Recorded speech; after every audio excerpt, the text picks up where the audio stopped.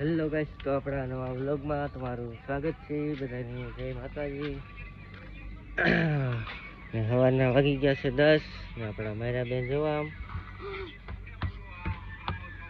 હો કેતો હો એમ કે આપણા માયરા બેન અને મોબાઈલ બહુ ઘુમડો જોવે. હવામાં લિપસ્ટિક લગાડી લીધી. ફાઇનલી ગાઈસ, તો હવે તો આપણે નીકળી ગયા હતા કામે જવા માટે. તો અહીંયા જવાનું છે આપણે કામે. કામ શું કરવાનું હોય તો તમને બધાની ખબર જ છે. તો તમારા ભાઈ લાઈક અને સબસ્ક્રાઈબ કરતા જજો. હવે મળીએ આપણે અંદરનો નજારો બતાવું. હેઠે પણ ઘણી ઘણી લાઇટ ફિટ થઈ ગઈ છે, તો એ પણ તમને બતાવીશ કે રીતની લાઇટ ફિટિંગ થઈ છે. પછી તો આવી જાય આપણે ડાયરેક્ટ હેઠે. તો જોઈ શકો છો હેઠેનો નજારો. આમાં લાઇટ બાકી છે ફિટ કરવાની. આમાં ચાલુ છે પ્લાસ્ટર. આ બાજુ પણ પ્લાસ્ટર ચાલુ છે. ઓલી સાઈડ લાઇટ ફિટ થઈ ગયેલી છે. પછી તમને લાઇટ બતાવું. પછી તો આપણે જવાનું હતું દરણું દળાવ. નીકળી ગયા દરણું લઈને આપણે ઘંટી સાપ. આપણે જવાનું છે ઘંટી.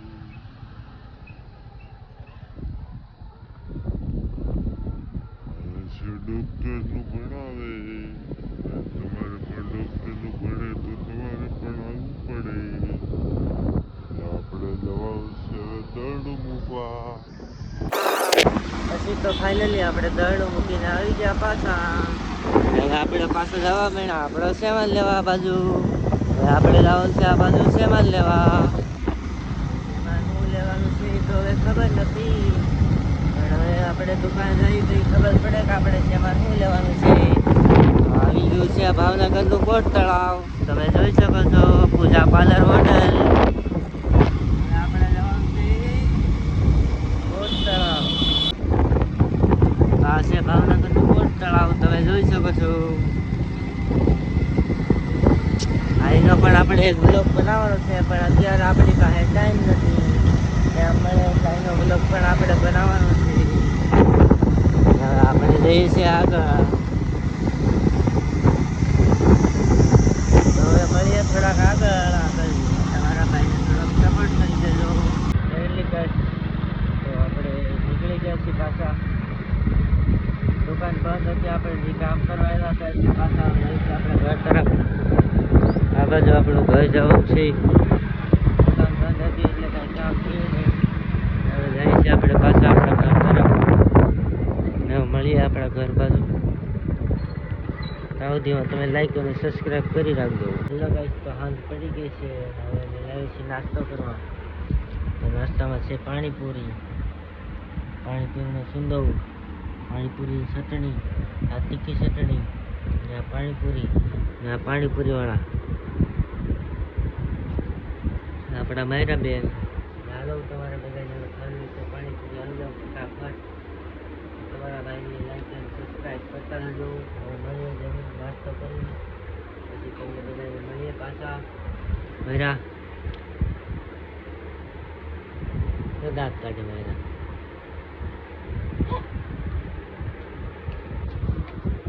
નાસ્તો કરીને પછી મળીએ પાછા. તો આ મેં મૂકી છે અડદની દાળ બાફા. જોઈ શકો છો તમે અડદની દાળ બાફા મૂકી છે. દાળ બફાઈ ગઈ છે ને આ ડુંગળી ને ટમેટા પણ સુધારી નાખ્યા છે. અને હવે આપણે બનાવવાની છે દાળ. તો દાળ કેવી રીતે બનાવી એમ અમારા બ્લોગમાં બન્યા રહેજો. આ છે મારા માયરા બેન, આ છે મારા હાર્દિક. હાર્દિક જોવે છે ફોન અને માયરા બેન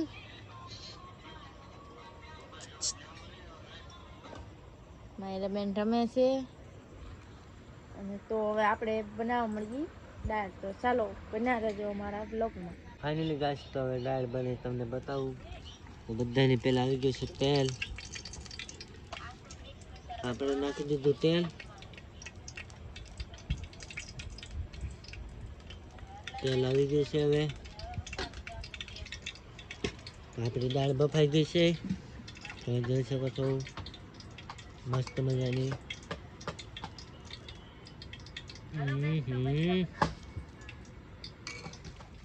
હવે જાય છે જીરું,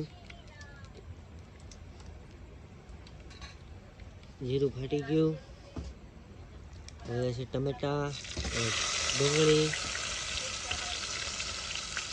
ડુંગળીને થોડીક વાર પાકવા દેવાની, પછી નાખવાના ટમેટા.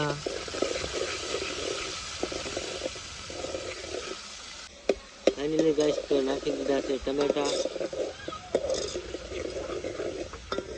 આ સમસળ લાવ.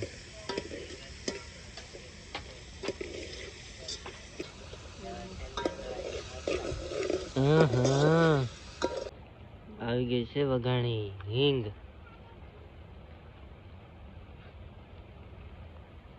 આવી ગઈ છે હળદર. આવી ગયો છે આ મસાલો, મિક્સ મસાલો. હવે એને થોડીક વાર હલાવી લઈશું. હવે આવી જશે આમાં દાળ. નાખી દીધી છે દાળ. હવે આને થોડીક વાર પાકવા દઈશું. મરચું બરચું નાખી લાલ મરચાં બનાવી છે એક નંબર. હવે જાય છે લાલ મરચું. નાખી દીધું લાલ મરચું એકદમ મસ્ત મજાનું. હવે જાય છે આમાં લીંબુ.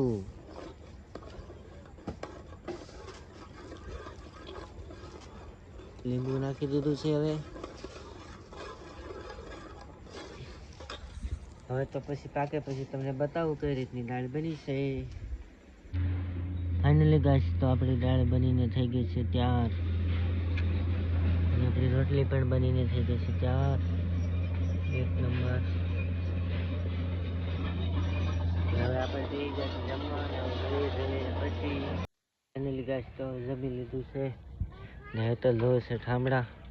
ને આપણે ગાડલું પણ પાથરી દીધું છે. હવે હોવાની તૈયારી કરી છે. હવે મળીશું બીજા વ્લોગ સાથે. તો તમારા ભાઈ સપોર્ટ કરવાનું ભૂલતા નહીં. અને નવા હોય લાઈક અને સબસ્ક્રાઈબ કરતા જાઓ અને તમારા મિત્રોને પણ શેર કરી દેજો. તો ચાલો મળીએ હવે બીજા વ્લોગ સાથે.